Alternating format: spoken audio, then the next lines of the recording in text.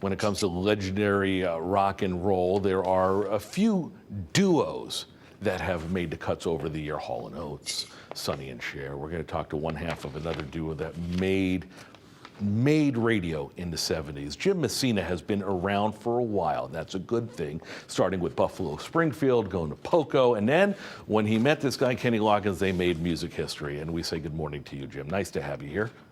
Good morning. No, I was telling you, I was amazed at the longevity of your career doing the research for this interview. And I dug up YouTube last night and I found you and Kenny Loggins on the old show, The Midnight Special, with Don Kirshner from like 1971.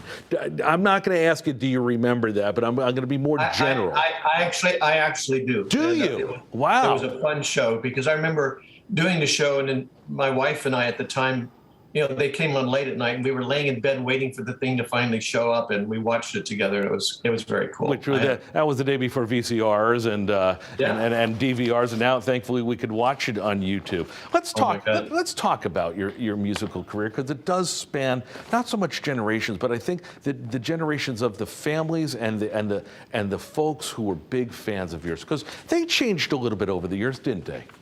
Well, they did. And, and I started out when I was 15 years old with a band called Jim Messina and the Jesters, which interestingly enough, they've just released that CD. It was, surf music. But from there, I went to Hollywood. I started producing in high school for Ibis Records, went on to become a recording engineer when I realized I wasn't going to be a professional studio musician. And from there, got into recording and as an engineer. And that's where I met the Buffalo Springfield. So my big break was as a recording engineer, mixing them. And then later, Ahmet Ertegun asked me if I'd produce them, which was quite an honor. Sure. They lost their bass player. I auditioned for bass, got the job. So I was their bass player, producer, and engineer for the Last Time Around album. And, from there, went to Poco with, we started a band called Poco with Richie Fiore. Sure. From there, I found Kenny Loggins. I left that. Introduced to this guy, Kenny Loggins, in 1970, and you were under the watchful eye of a legend named Clive Davis. What was that like, putting that magic together?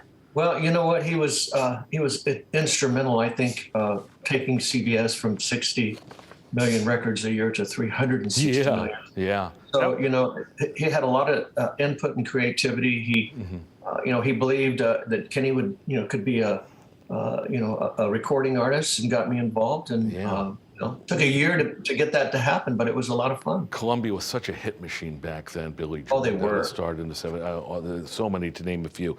Your hits amongst, and I know everyone knows Your Mama Don't Dance.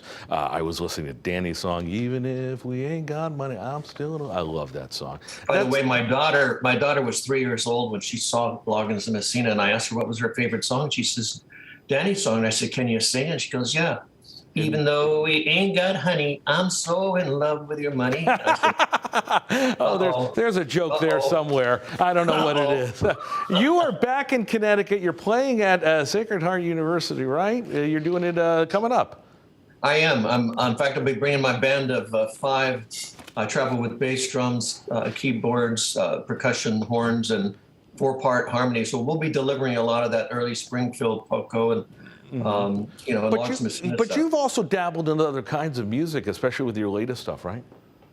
Yeah, I really enjoy doing Latin. I love Cuban music, and I think next year we'll be adding a lot of my solo stuff from the Oasis album and Messina and those records. Very nice. We have the information for the concert on the screen a moment ago. We'll have it on our website, fox61.com. We got to go, but I want to leave it on this note. I asked Jim during the break, what do you remember about playing in Connecticut? And you said you still have a shirt from where? From Fairfield, Connecticut, a college shirt, jersey when I was about 20-something. So I'm looking for one of those jerseys so I can wear that. If you can find it, we'll be impressed, and we'll start calling you a hoarder, too. So, Jim Messina, thank you very much. Continued success, and really nice talking to you. All right.